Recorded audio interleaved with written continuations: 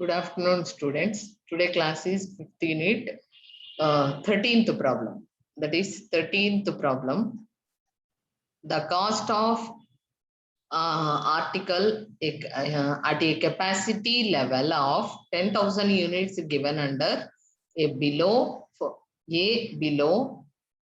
per a variation in capacity above or below the level. Mohit, read the problem. No చదువు. Voice record The cost of an article at a capacity level of 10,000 units is given under A below for a variation in capacity above or below the level. The individual expenses vary as indicated in B below. Particulars: material A 50,000, B 100% varying. Labor 30,000 rupees, B 100% varying. Power 3,000, 25% fixed. Repairs 3,500, 25% fixed. Stores 2,000, 100% varying. Inspection 800, 75% fixed. Inspection. Depreciation 10,000, 100% fixed. Administrative overheads 3,600, 75% fixed. Selling overheads 4,500 rupees, 50% fixed. Total 1,07,400. Cost per unit 10.74. Prepare flexible budget operating at 8,000 units and 12,000 units level, showing unit cost of the product. Okay, thank you. Ikkada chudandi, in this problem 10,000 units is given. So we prepare 8,000 units and 12,000 units. Okay ma. 10,000 unit, what is the cost? Alane 8,000 units cost nu manam find out chestam. Ikkada chudandi. Now ikkada in this problem fixed 25%, then 75% is variable, 100% varying at variable. Then next to 75% fixed means 25% variable. Next 75%, 50% and 50-50. Okay. Next, flexible budget. Flexible budget. Flexible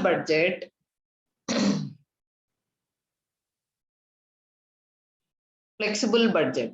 Particulars, capacity levels 8,000 units, 10,000 units, 12,000 units. Okay. Per unit total, per unit total. Okay nama. Material cost. What is the cost of material in this problem? Material cost ఎంత అంటున్నారు? మనకు 10,000 కి ఇచ్చారండి. 10,000 అంటే 10,000 కు 50,000 అయితే what is the cost? అంటే 50,000 by 10,000. Calculation వేసుకోండి. 50,000 by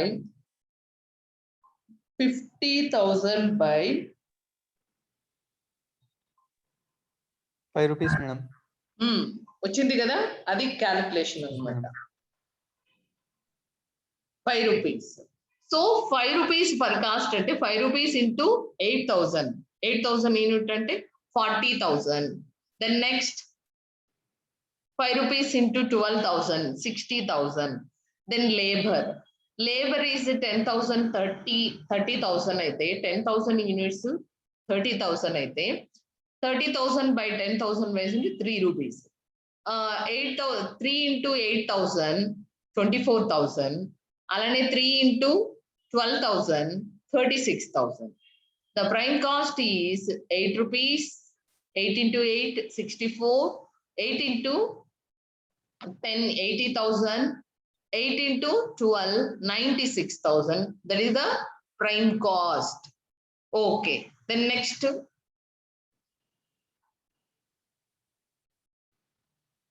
Next, factory overheads.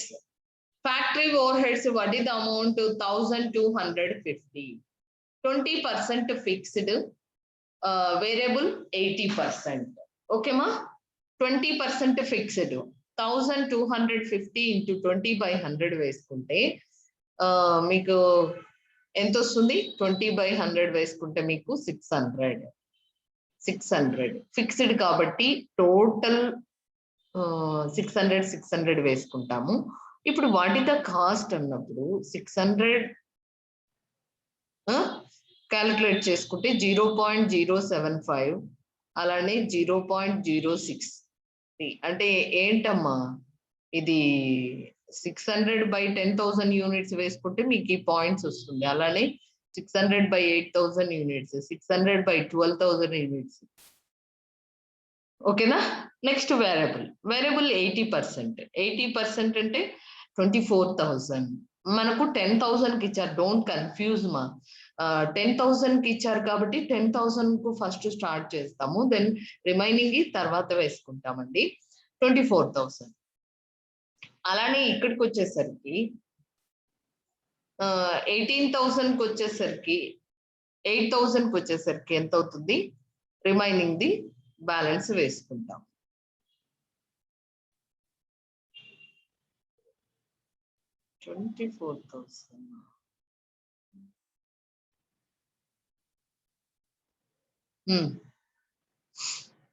ఒకసారి చూడండి, value calculate per unit calculate చేస్తాం. 24,000 by 10,000 అంటే 0.240. ఇక్కడ నేను ప్రతి ప్రాబ్లం లోనూ ఎక్స్ప్లెయిన్ చేస్తున్నామమ్మా. ఫిక్స్డ్ అంటే ఫిక్స్డ్ మీన్స్ ఏం చెప్తున్నాము? ఫిక్స్డ్ అంటే టోటల్ అమౌంట్ ఫిక్స్ గా ఉంటుంది. వేరియబుల్ అయితే పర్ యూనిట్ అనేది ఫిక్స్ అవుతుంది, అంటే పర్ యూనిట్ అనేది చేంజ్ అవ్వదు. ఆ అమౌంట్ పర్ యూనిట్ కాస్ట్ తోనే మనం యూనిట్స్ ఇంటూ చేస్తే అమౌంట్ వస్తుంది అనేది గుర్తుపెట్టుకోండి. ఓకేనా? అమౌంట్ అనేది వస్తుంది అనేది గుర్తుండాలి మీకు. దెన్ నెక్స్ట్ వచ్చేసరికి repairs and maintenance. Repairs and maintenance వచ్చేసి 20% ఫిక్స్డ్. అక్కడ 80% వ్యారీయింగ్ అని అంటే ఇక్కడ 20% ఫిక్స్డ్ వస్తుంది. 2,000 20% 2000 లో 20% అంటే 700. 700 by 10,000 వేసుకుంటే 0.70. సో అమౌంట్ ఈజ్ ఫిక్స్డ్ కదా, 700. Okay, 700 by 8,000 0.87. 700 by 12,000 0.58. Okay, then next variable వచ్చి 2,000 into 80%. 80% అంటే ఎంత వస్తుంది చూడండి. 2,000 లో 80% అనేది క్యాలిక్యులేట్ చేస్తే 2,800 వస్తుంది. 800 వస్తుందమ్మా. ఓకేనా? ఇప్పుడు రేట్ అంటే 2,800 by 10,000 వేసుకుంటే 10,000 యూనిట్ వేసుకుంటే 0.280 వస్తుంది. ఇది వేరియబుల్ కాబట్టి వేరియబుల్ అనేది ఏమవుతుందని చెప్తున్నాము, పర్ యూనిట్ అనేది ఫిక్స్ గా ఉంటుంది. పర్ యూనిట్ తోని యూనిట్స్ ని ఇంటూ చేస్తే 2,40,240. అలానే సరేమా 2,240. అలానే నెక్స్ట్ వచ్చేసి 280 into 10 అంటే 2,800. దెన్ నెక్స్ట్ వచ్చేసి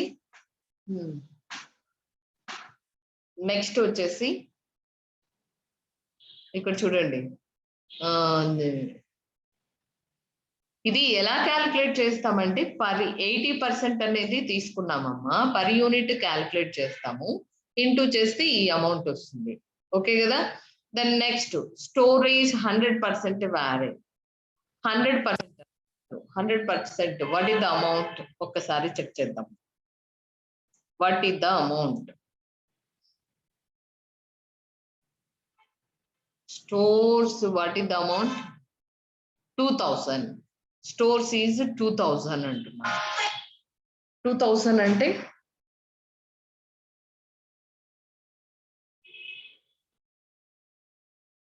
వెయిట్ 2,000 by 10,000 అంటే 0.200 వస్తుంది.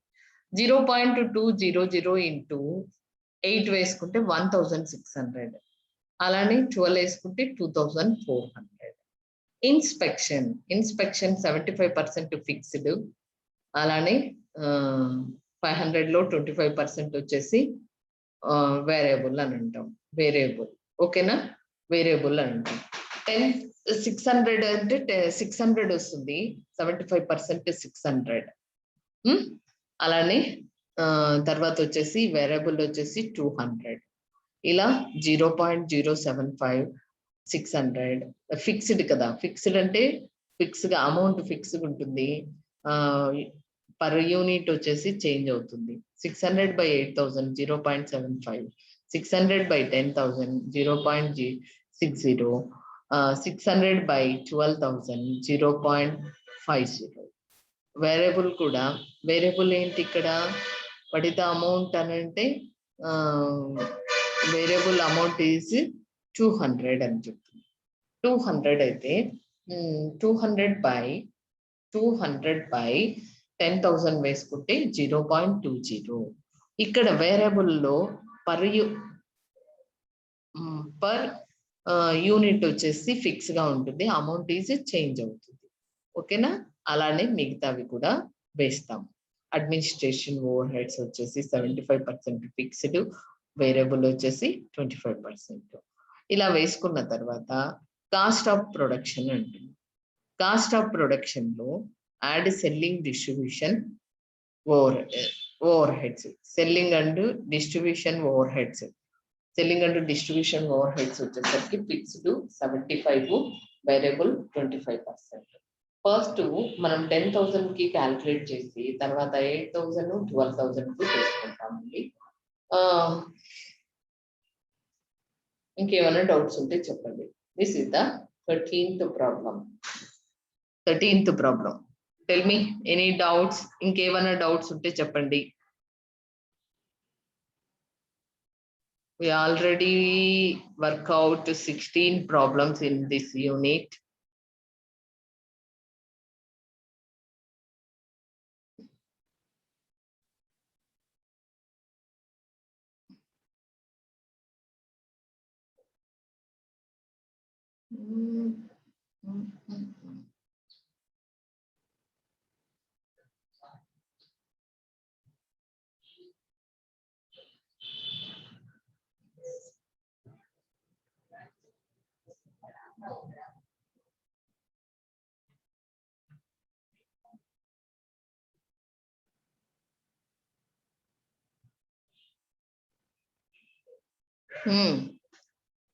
Tell me any doubts. ఇక్కడ ప్రాబ్లమ్స్ ఉన్నాయి చూడండి, వర్కౌట్ చేసే ప్రాబ్లమ్స్. ఏమైనా డౌట్స్ ఉంటే ఇంకా చెప్పండి. Today class is 13th problem. మళ్ళీ ఒకసారి ఎక్స్ప్లెయిన్ చేశాను. ఇంకా అలాంటి ప్రాబ్లమ్స్ ఏమన్నా ఎక్స్ప్లెయిన్ చేయండి మేడం అంటే చేస్తానమ్మా. ఒకసారి చెక్ చేసుకోండి. ఇంకా ఏవైనా ప్రాబ్లమ్స్ చెప్పండి అని అంటే చెప్తాను. ఒకసారి చెక్ చేసుకుంటున్నాను.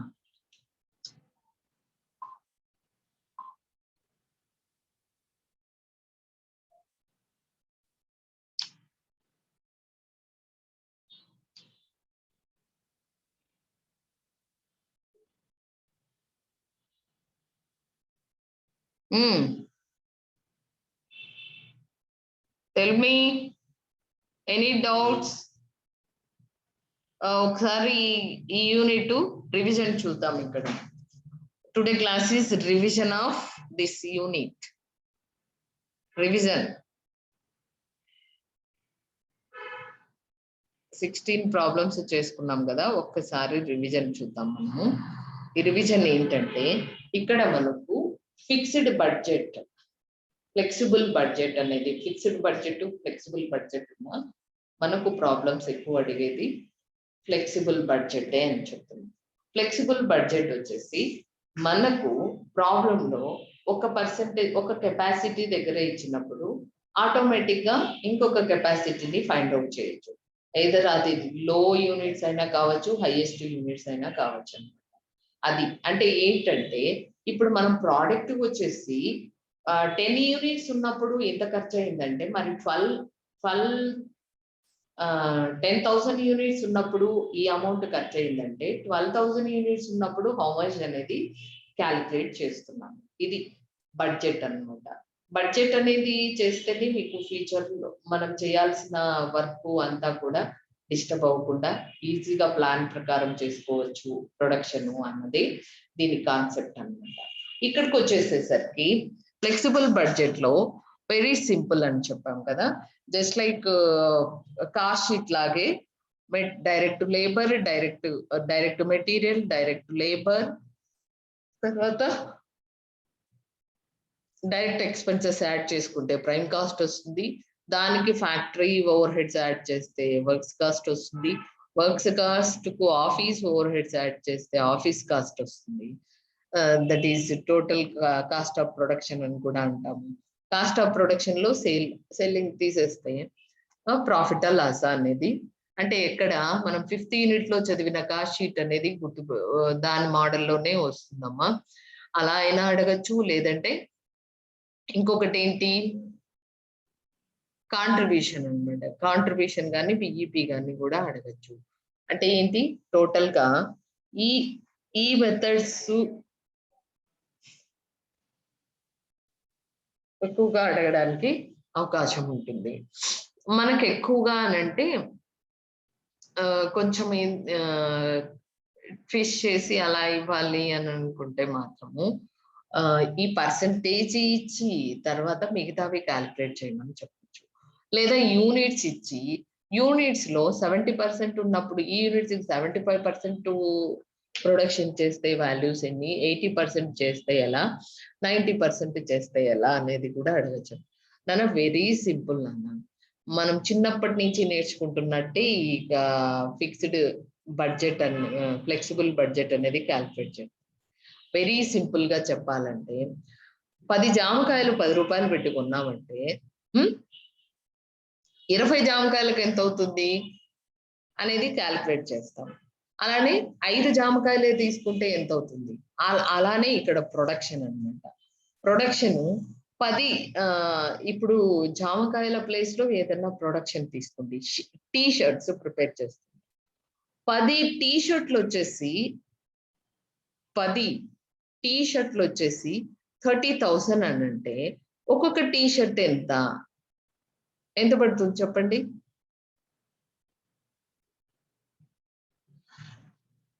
Make it fast. ఉన్నారా అమ్మా? వినపడుతుందా?